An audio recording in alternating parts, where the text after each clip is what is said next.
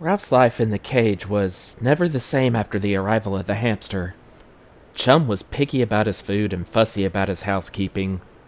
One corner of his cage had to be his bathroom, another his sleeping quarters, a third the storehouse for the food he liked. He was forever pushing, shoving, and stomping his cedar shavings. His exercise wheel rasped and creaked whenever he ran, usually while Ralph was trying to nap. He had a particularly irritating way of gnawing noisily at the bars of his cage. "Why do you do that?" asked Ralph. "You can't chew through metal." "I'm not trying to chew through the bars," said Chum. "I'm wearing down my teeth." Ralph was astounded. "Don't you want teeth?" he asked, thinking how dependent he was upon his own sharp teeth.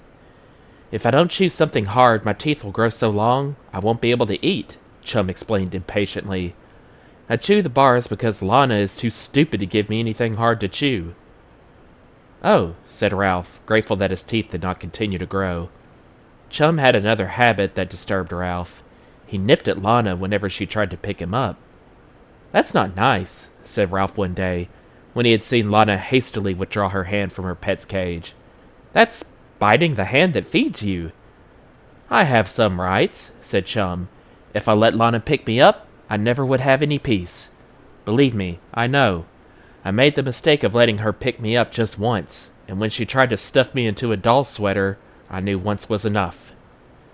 Chum also sat for long periods of time swinging gently on his wheel and staring with unblinking eyes at nothing at all. "Why do you sit there like that?" asked Ralph, who liked to be busy when he was awake. "I'm thinking," answered Chum. "Thinking about what?" Ralph wanted to know. "I am a philosopher," said Chum. "I think about life." "Life?" Ralph was puzzled. "What do you mean?"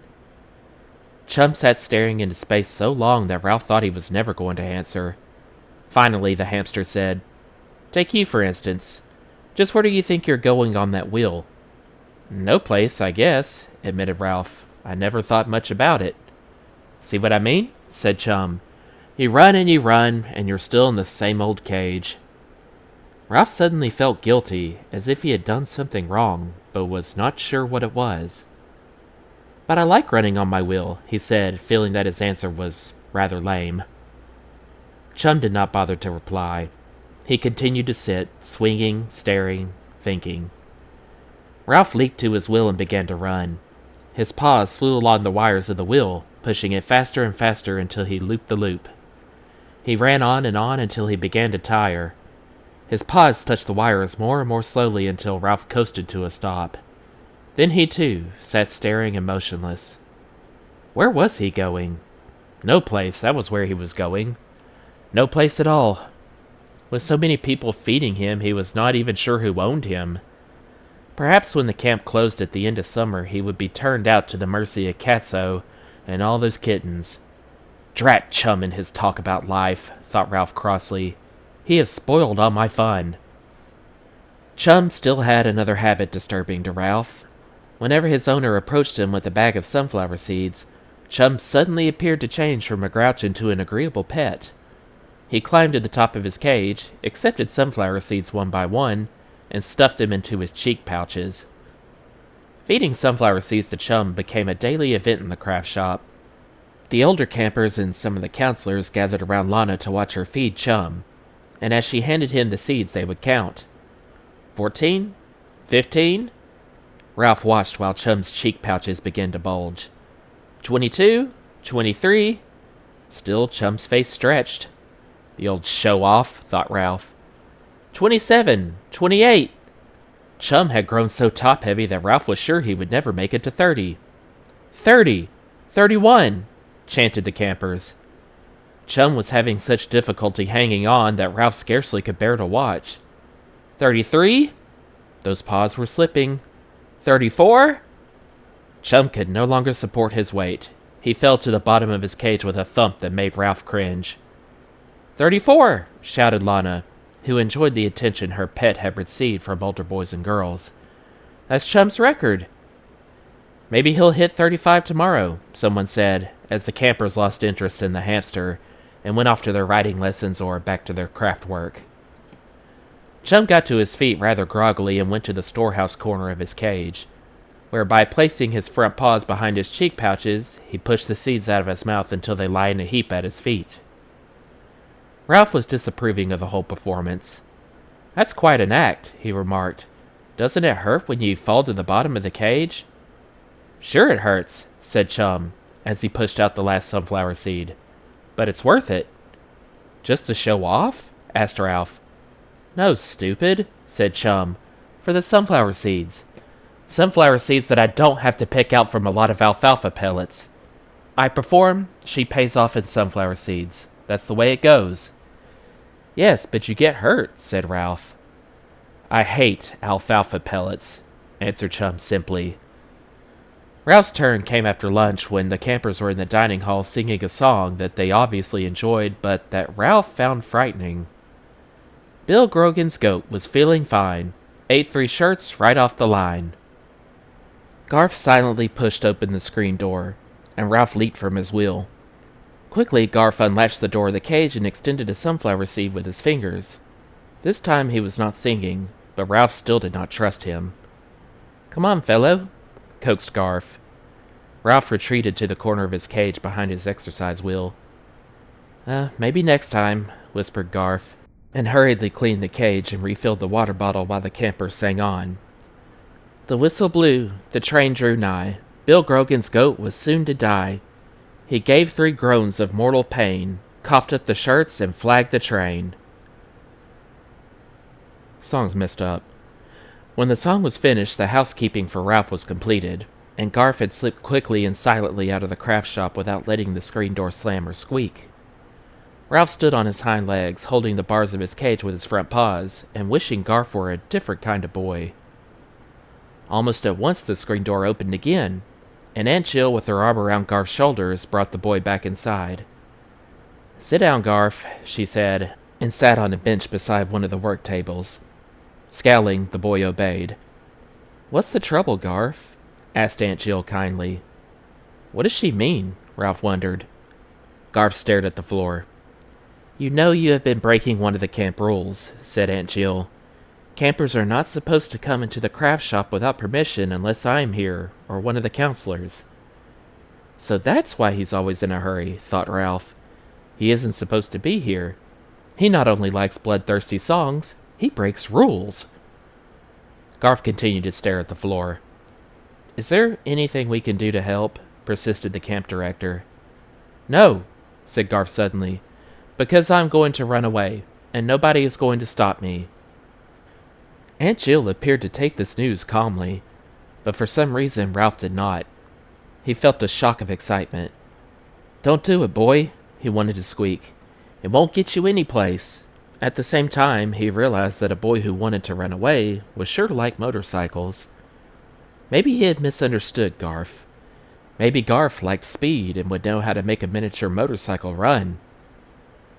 "Is there someplace you especially want to go?" asked Aunt Jill. "No," said Garth. "Just away." Aunt Jill looked thoughtfully out the back window toward the barn and the riding ring before she turned to Garth and asked, "What do you want to do? What do you really want to do?"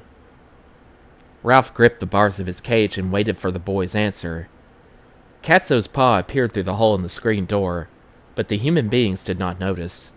Ralph watched and listened. The hole in the screen had stretched another half-inch. Garth picked up a scrap of plastic left over from someone's lanyard and twisted it around his fingers. "I can tell you one thing," he burst out. "I don't want to braid any stupid lanyards. I braided lanyards in Cub Scouts, I braided lanyards at the YMCA, I braided lanyards in the park during the summer, and I've braided lanyards in the after-school recreation program. Nobody needs more than one lanyard, and I'm fed up with them." After this outburst, he sat staring at the floor. And when Aunt Jill remained silent, he went on. "And I want people to stop feeding my mouse. I caught him. He's my mouse." "That's good," thought Ralph, "because if he runs away he might take me, and then maybe I can escape and find my motorcycle again." "I think that can be arranged," said Aunt Jill. "You've told me what you don't want to do and what you don't want other people to do. Now tell me what you want to do." Ralph could tell from Garth's silence that this request was a difficult one. Aunt Jill seemed to have plenty of time to wait while he thought. Outside the craft shop, some boys were gathering bamboo husks to float in the irrigation ditch. Ralph watched to see if they might uncover his crash helmet and motorcycle, but they did not go to the far side of the bamboo. Well, began Garth, and stopped. Aunt Jill waited. So did Ralph, who noticed that Chum was also listening. Garth looked uncomfortable. Still, Aunt Jill waited. Go on, say something, thought Ralph. When Garth finally spoke, he no longer sounded angry. I guess I just want to be alone once in a while, he said. You want to be alone? Repeated Aunt Jill. Yes, said Garth. At home I have to share my room with my big brother, who gets the top bunk and keeps his weightlifting stuff all over the floor. And every time I go to our room and shut the door, he comes in and starts playing those records I don't like. And after school and on Saturdays, it's always Scouts or the Y or supervised recreation on the playground. My mom and dad say city kids have to be kept busy, and then they send me here. So they sent you to camp, said Aunt Jill, encouraging him to go on. And you come into the craft shop to be alone. Yes, said Garth. I don't like to sit around after meals with a bunch of kids singing, You Are My Sunshine. But you come in here and sing about the rabbit banging mice on the head, thought Ralph. I don't like singing with other people, said Garth, because I can't carry a tune. I know I sing funny, and I don't like people turning around staring at me. Nobody cares whether you can carry a tune or not, said Aunt Jill. But if you don't want to sing, you don't have to. And we all need to be alone sometimes. For the first time, Garth looked at the camp director. And I know something that might help, Aunt Jill continued. See that clump of bamboo over there? Anytime you feel like being alone, you may go sit behind the bamboo, as long as you wish. Garth looked as if he wanted to believe her. Remember, Garth, said Aunt Jill, it is possible to be alone in your thoughts, even when there are others around. She rose from the bench where she and the boy had been sitting and found a piece of cardboard and a felt pen from the supply shelves. Now, about your mouse. You take this pen and make a sign saying this is your mouse, and no one else is to feed it. I'll sign it to make it official, and we'll tack it up over his cage. Garth did not say anything, but he took the cardboard and the pen and settled down at the table to work. He found a ruler and marked straight lines on the cardboard to guide his printing. He worked a long time, ignoring the lanyard braiders, mosaic makers, and insect collectors who came and went. A few people paused to see what he was printing, but no one disturbed him. Ralph sat watching quietly as the sign progressed. Sometimes Garth paused to whisper rhymes to himself. My, try, pry, pow, howl, mow. Read, lead, feed. Then he would go on with his work. He printed a few letters and stared at the ceiling, whispered to himself, and printed a few more letters. Near the end he held up his work, studied it, and added something more. When at last he had laid down his pen and stood up, Aunt Jill came over to look at his sign. Private. Keep out. This mouse is the personal property of Garfield R. Jernigan. If you feed him, you will drop dead. Signed.